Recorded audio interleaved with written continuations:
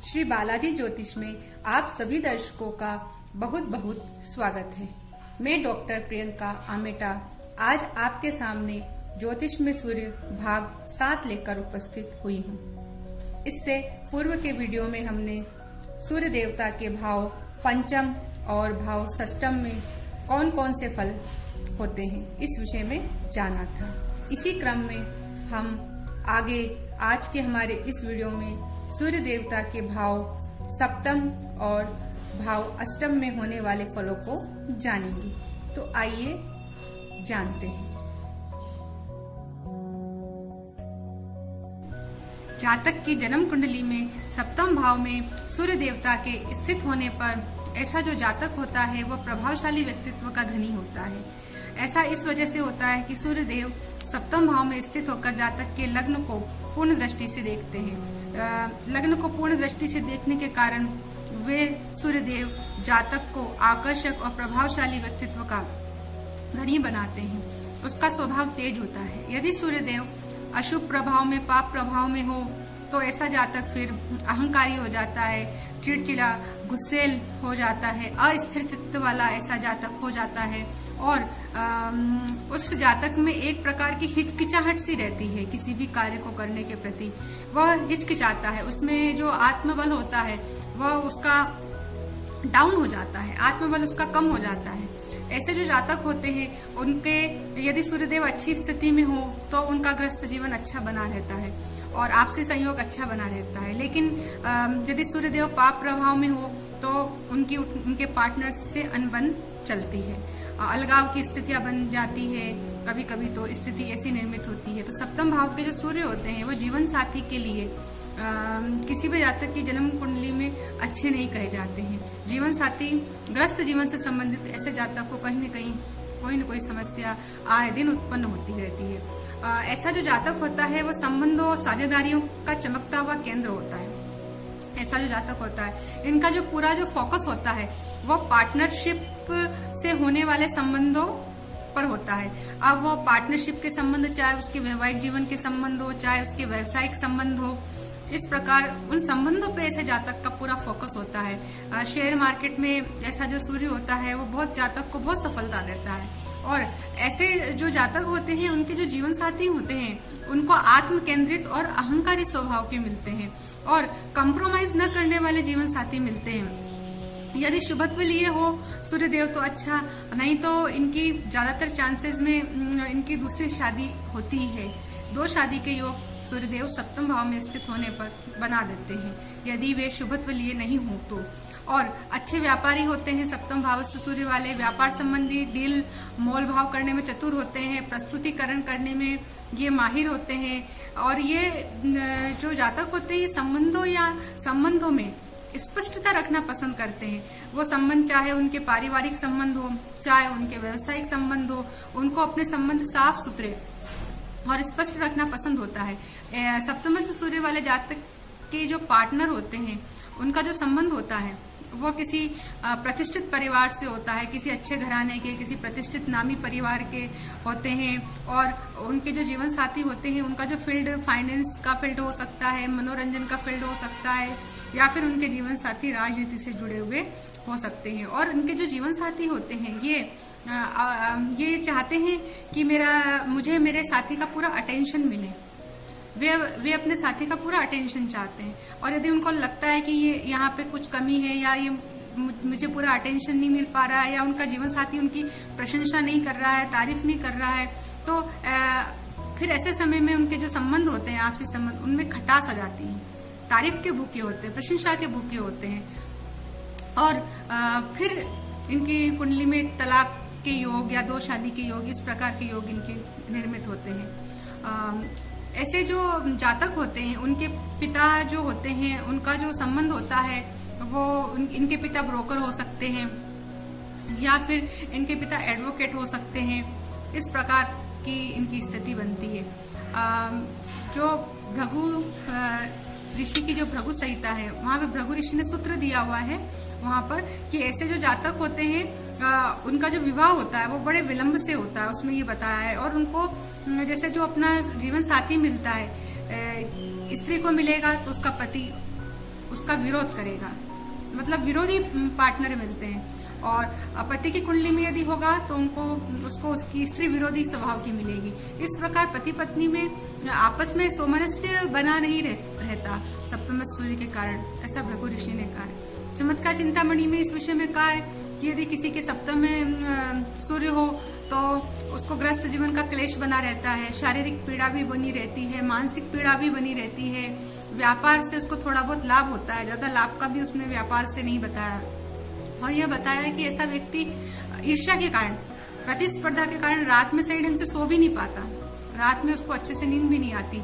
और मंत्रेश्वर जी ने सप्तमस्थ सूर्य के विषय में कहा है कि नृप विरुद्धम कुतनु, कि ऐसा जो जातक होता है वो नृप विरुद्धम मतलब राजा के विरुद्ध आचरण कर देता है, ऐसा आचरण करता है। जो राजा के आज के पर्पज में देखा जाए तो सरकार के विरुद्ध वो गलत आचरण कर देता है, इस वजह से उसका अपमानित होना पड़ता है, उसको तिरस्कृत होना पड़ता है, उसकी जो मान प्रतिष्ठा होती है वो धूल में मिल जाती है ऐसे जातक की।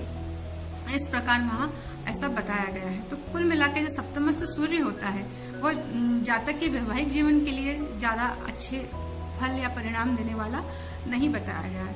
इस प्रकार सप्तमस्थ सूर्य के ये सारे फल ज्योतिष शास्त्र में बताए गए हैं।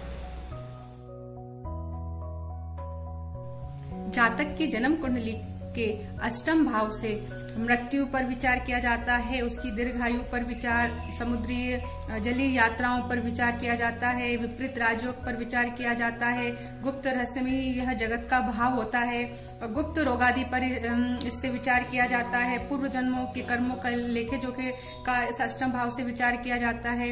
इस प्रकार इत्यादि सभी जो चीजें होती है, आकस्मिक घटनाएं घटने वाली उसके जीवन में, इन सभी का विचार जातक के अष्टम भाव से किया जाता है। जब जातक के अष्टम भाव में सूर्य देव स्थित होते हैं तो वे जातक के आंतरिक जगत को प्रकाशित करने का कार्य करते हैं और जातक को कई प्रकार की गोपनीय गुप्त सिद्धियों का ज्ञाता बनाते हैं, क्योंकि गुण और गोपनीयता से इस भाव का संबंध होता है।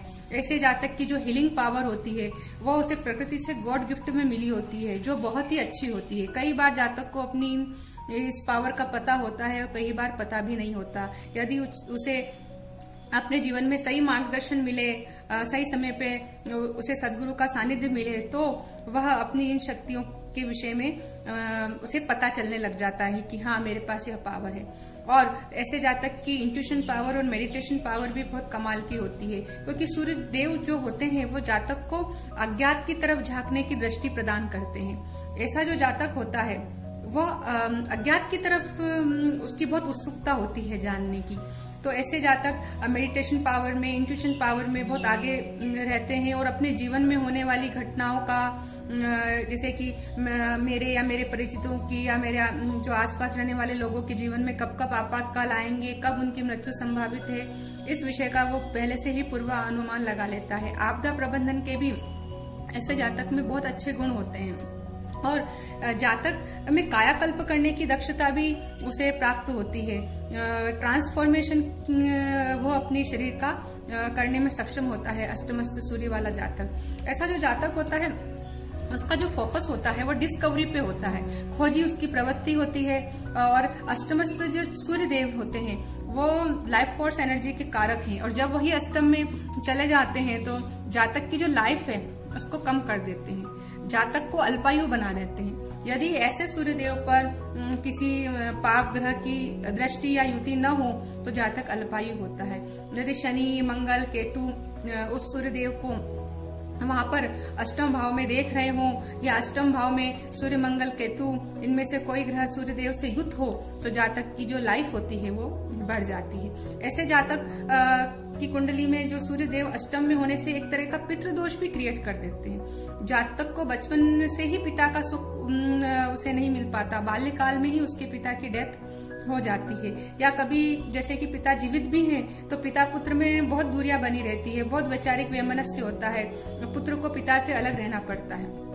लेकिन ज्यादातर केसेस में यहाँ पर अष्टम से सूर्य होने की स्थिति में पिता की मृत्यु देखी गई है और जातक को अपने पिता का सुख तो प्राप्त होता ही नहीं है, साथ ही साथ जातक को अपने पुत्र का भी सुख पूर्ण रूप से प्राप्त नहीं होता और जातक को अपने जीवन में गुप्त विद्या के जानकार के रूप में प्रसिद्धि अष्टमस्थ सूर्य देते हैं। और अष्टमस्थ जो सूर्य होते हैं वह गुप्त रोगों के कारक होते हैं। यदि ये बहुत ज्यादा पाप पीड़ित हो तो जातक के शरीर में गुप्त रोगों से आक्रांत कर देते हैं, पीड़ित कर देते हैं। बवासीर की, पाइल्स की समस्या भी अष्टमस्थ सूर्य देव देते हैं। दाहिनी आंख में जातक के बचपन से ही समस्या हो जाती है, क्योंकि उनकी दृष्टि द्वितीय भाव पर होती है, तो दाई आंख को डैमेज कर देते हैं। और स्पाइन इंजरी का खतरा रहता है।